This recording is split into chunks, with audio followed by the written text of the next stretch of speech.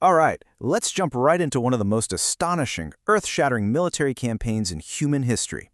We're talking about a grueling, blood-soaked, epic 10-year crusade that literally stretched from the rugged mountains of Greece all the way to the distant river valleys of India.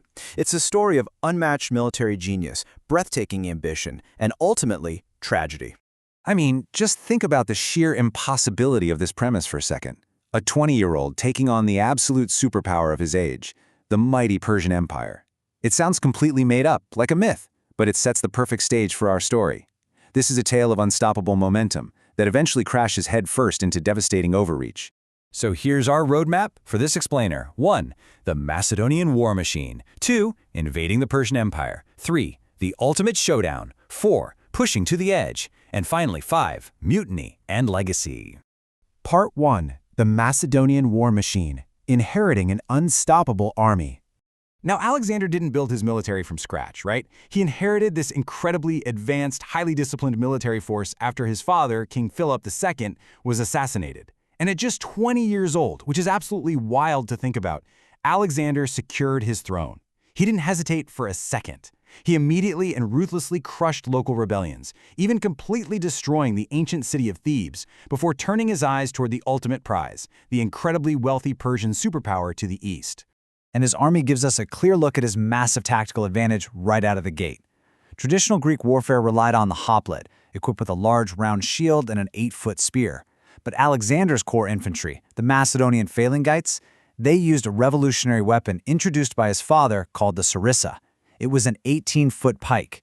Packed tightly in a formation 16 ranks deep, this created a terrifying, virtually unstoppable wall of iron spear tips. Part 2. Invading the Persian Empire. Facing impossible odds. So, it's the spring of 334 BC, and Alexander leads his roughly 40,000-strong army across the Hellespont into Asia Minor. The invasion is officially on. And to really grasp the sheer brutality of ancient combat, listen to this description from his first major clash, the Battle of the Granicus. Quote, "Horses were jammed against horses and men against men." It brings that terrifying, chaotic, close-quarters combat vividly to life. Alexander himself actually charged right into the thick of it and was nearly killed by a sword blow to the head. He was only saved at the very last second when his officer, Clitus the Black, severed the attacker's arm. You have to remember, Alexander frequently faced massive numerical disadvantages. At Granicus, he was slightly outnumbered, but at Issus, he went up against the Persian king Darius III and a massive force, outnumbered almost 2-1. Yet in both battles, Alexander's aggressive, totally fearless cavalry charges just shattered the Persian lines. At Issus, his charge was so ferocious that King Darius himself actually fled the battlefield in a panic, turning the whole thing into a total massacre. His march was rapid and relentless. After Issus, instead of chasing Darius deep into Asia, Alexander smartly pivoted south along the coast. Why? Well, to methodically neutralize Persian naval bases. This included a brutal 7-month siege of the island city of Tyre, where he literally had his men build a massive causeway out into the sea just to breach their walls. Once the coast was clear, the path straight into Egypt was wide open. Part 3. The Ultimate Showdown. Destiny and the Fall of an Empire. Okay, so the narrative completely shifts here. This is no longer a defensive pan-Hellenic war of revenge. It transforms into a crusade of absolute conquest, heavily fueled by Alexander's rapidly growing god complex. When he entered Egypt, the Persian governors surrendered without even putting up a fight. At Memphis, the Egyptian priests crowned him pharaoh. Then he travels to a desert oracle where he was greeted as the son of Amuun, king of the gods. This fundamentally changed Alexander. He really began to believe it. So, when King Darius sent him a desperate letter offering half the Persian Empire, a fortune in gold, and his daughter in marriage in exchange for peace, Alexander flat out rejected it. He didn't want half, he wanted the whole shebang. Which brings us to the trap at the Battle of Gaugamela. Darius had assembled an absolutely massive army, between 50,000 and 80,000 troops, scythe chariots, war elephants, on an open, flattened plain. But Alexander's tactical genius was simple and deadly. Step 1. He drifts his forces right, tricking the Persians into stretching their own lines to mirror him. Step 2. He orders a cavalry charge to pin that stretched Persian flank in place. And Step 3. Once a gap opens in the weakened Persian center, Alexander leads a headlong wedge-shaped charge with his elite companion cavalry straight through it, directly at Darius. The Persian center broke, Darius fled yet again, and Alexander won a crushing victory. With the Persian army shattered, a really stark contrast emerged in how Alexander ruled. On one hand, you have his triumphant, bloodless entry into the great city of Babylon, acting as the legitimate, rightful successor.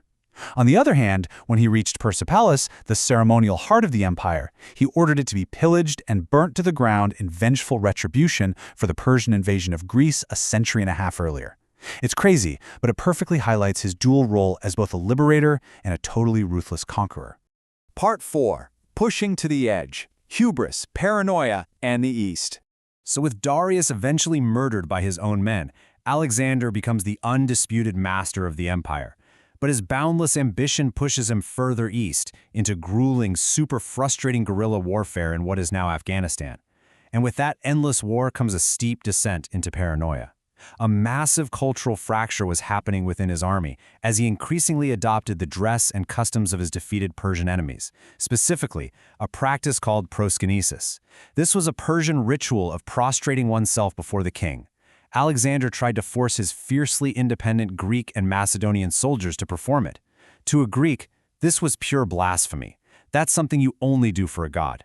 They saw his new decadent lifestyle as deeply offensive. He was forced to back down, but man, the resentment definitely lingered. And the terrible cost of his pride became clear as the triumphant hero basically morphed into a paranoid tyrant. Get this, he had his top cavalry commander, Philotas, and Philotas's father, the legendary general Parmenion, executed on mere suspicion of a plot. During a furious, drunken argument, he murdered Clytus the Black, literally the very man who had saved his life at Granicus. He stoned royal pages to death for a perceived conspiracy. Even as he pushed into India, winning a brutal, incredibly costly battle against King Porus and his terrifying war elephants at the Hydaspes River, he was systematically alienating his oldest, most loyal comrades. Part 5. Mutiny and Legacy. The end of the march. Alexander wanted to keep pushing all the way to the edge of the world. But here, the unstoppable force finally hits an immovable object, his own exhausted men. The mutiny came down to some highly relatable human factors. His veteran army had marched thousands of miles. They had fought countless bloody battles, and they hadn't seen their homes in 8 long years. And now, they're hearing rumors of gigantic, fresh armies waiting for them deeper in India. At the river Hyphasis, they simply refused to march a single step further. They mutinied. A furious Alexander sulked in his tent for days, but eventually, he had no choice but to turn his army around. Those final years and the journey back were a total disaster. He led part of his army through the scorching Gedrosian desert, leading to terrible suffering and massive loss of life. When he returned to Persia, he arranged mass marriages at Susa between his officers and Persian noblewomen to try and force a cultural blending. But his time was running out. In 323 BC, back in Babylon, just as he was planning a new campaign into Arabia, Alexander developed a sudden fever and died. He was only 32 years old. The actual cause of his death remains one of history's great mysteries. Was it disease like malaria, cholera, or typhus, or was he poisoned by the very men he had pushed too far? Whatever the cause, he died completely undefeated in battle. But his sudden, premature death left a massive, incredibly unstable empire with no clear successor. Almost immediately, his generals plunged into a series of brutal wars to carve up the empire for themselves. So while his physical, political empire fractured almost overnight, his true, enduring legacy was the Hellenistic Age. Alexander's conquests triggered a centuries-long cultural revolution across the globe. Greek ideas, language, and culture spread like wildfire, fusing with local traditions from Egypt to India, and sparking incredible new developments in art, science, and government that fundamentally shaped the course of Western and Eastern civilization. I want to leave you with this provocative final question to chew on as we wrap up this explainer. Think about the ultimate cost of unbridled ambition and military genius. Was the Hellenistic Age, this incredible era of cultural fusion, born from a decade of relentless bloodshed and hubris, actually worth the price of a fractured, war-torn world? It's a massive question, and one history is still trying to answer. Thank you so much for joining me, and keep exploring.